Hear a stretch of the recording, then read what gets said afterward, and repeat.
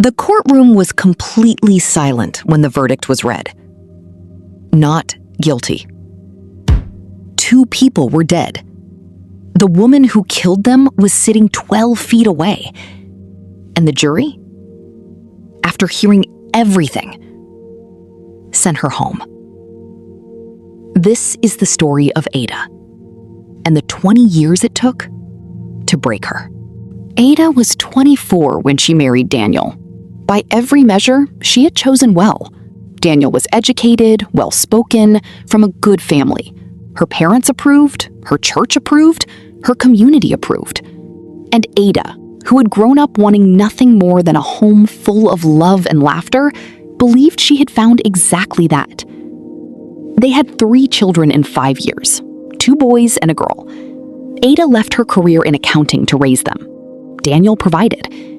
Life from the outside looked like a blessing.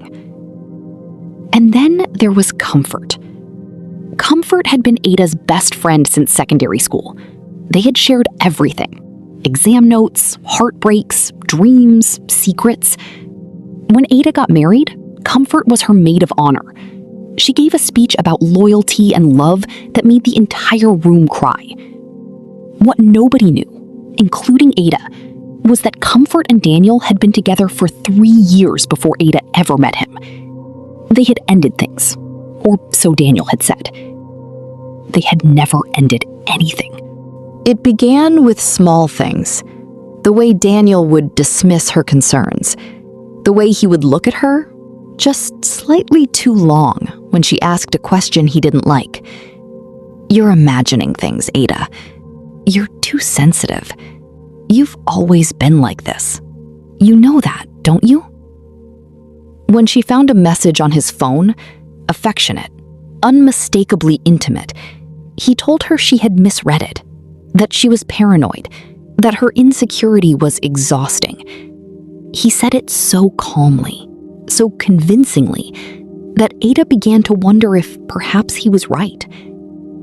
He started telling their friends and family that Ada was struggling, that she had always been emotionally volatile, that he was doing his best, but she made things very difficult. He said it with such concern, such loving resignation, that people believed him completely. Her own mother called her one evening and said, "Ada, you need to be grateful. Daniel is a good man. Don't push him away with your behavior." Ada sat with the phone in her hand for a long time after that call. She was beginning to believe she was the problem.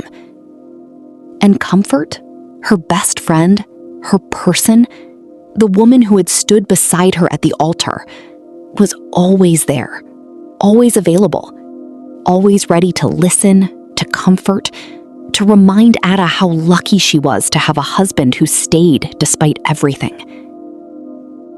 Comfort was there because Comfort was the reason. For 20 years, this continued. Daniel and Comfort carried on their relationship in the open spaces Ada couldn't see. Comfort came to the house regularly. She brought food when Ada was unwell. She helped with the children when Daniel claimed Ada was having one of her episodes. The children adored her. They called her Auntie Comfort. They trusted her the way children trust the people who show up. Ada was hospitalized twice for what doctors called a nervous breakdown. Each time, Daniel stood at her bedside, concerned, devoted, the picture of a suffering husband. Each time, Comfort held her hand and told her she would be okay. Ada lost herself in pieces. Her confidence, her career, her sense of reality, her relationships, because Daniel had slowly, methodically turned every person who loved her against her. Her family believed she was unstable. Her friends had drifted away. Even her children, raised on a version of their mother that Daniel had carefully constructed, were sometimes distant and confused by her emotions. She had nothing, and she didn't even fully understand why. Until the day her youngest child, now 19, came home from university and sat across from her at the kitchen table and told her, quietly what he had found. A photograph. Old. Digital. On a hard drive that had belonged to Daniel and had been given to the boy to wipe and reuse for university. Daniel and Comfort. Together. The date stamp on the photo was 3 weeks after Ada and Daniel's wedding. There were hundreds more. Ada did not react immediately. She looked at the photographs for a very long time. She said nothing to Daniel. She said nothing to Comfort. For 3 weeks, she moved through her life like a ghost, cooking, cleaning, sleeping, waking, watching the two of them move around her. Daniel with his careful, practiced concern, Comfort with her warm smile and her hand always on Ada's arm. 20 years of hospitalization, of medication, of being told she was broken, of watching her children grow up slightly afraid of her emotions, of having her own mother tell her to be grateful, of losing every version of herself she had ever known. And the whole time, both of them had known. Both of them had chosen. Every single day. On a Sunday evening in October, Comfort came to the house for dinner as she always did. Daniel opened a bottle of wine. The children were away. It was just the three of them. Something in Ada broke open. What happened next lasted less than 4 minutes. Ada herself would later be unable to recall all of it clearly. The court would hear this. The psychiatrists would document it. 20 years of systematic psychological destruction, clinically recorded, medically evidenced, had done to Ada's mind exactly what you would expect it to do. By the time it was over, Daniel and Comfort were dead. And Ada was sitting on the kitchen floor, completely still, holding a photograph from a hard drive. Ada was charged with 2 counts of murder.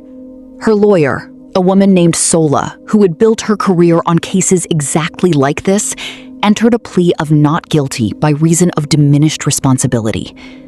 What followed was one of the most devastating courtroom presentations many in that room had ever witnessed. Sola presented 20 years of medical records, 2 psychiatric hospitalizations, a documented pattern of gaslighting so thorough and so sustained that 3 independent experts testified it had caused a clinically recognized dissociative break. She presented the photographs from the hard drive, hundreds of them, time-stamped across 2 decades.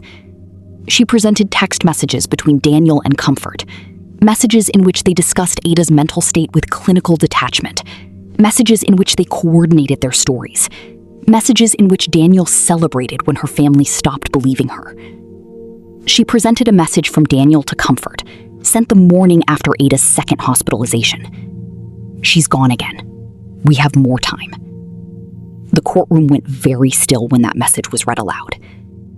Ada's own children took the stand.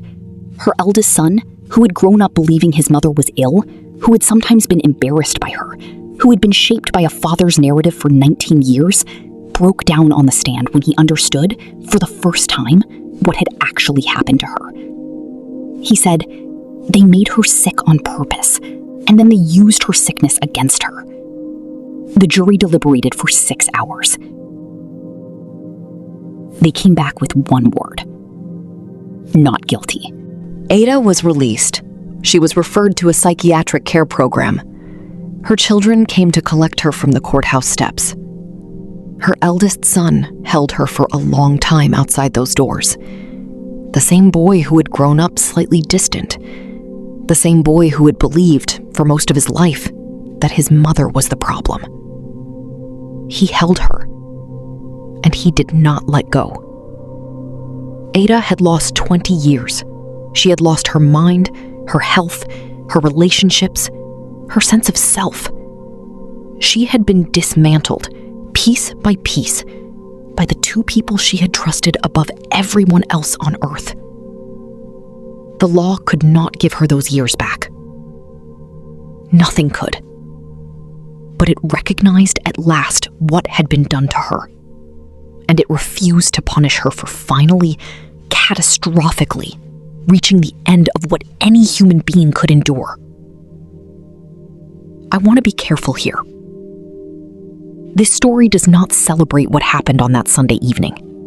It never could. 2 people lost their lives. Ada lost hers long before that night. Slowly, deliberately, over 2 decades. What this story is a reminder of what sustained cruelty does to a person, what it costs, what it eventually demands. And a warning to anyone who believes they can hollow out another human being without consequence. Some people learn too late that loyalty isn't just a word. And karma keeps excellent records. This has been Served Cold. I'll see you tomorrow. Subscribe to my channel.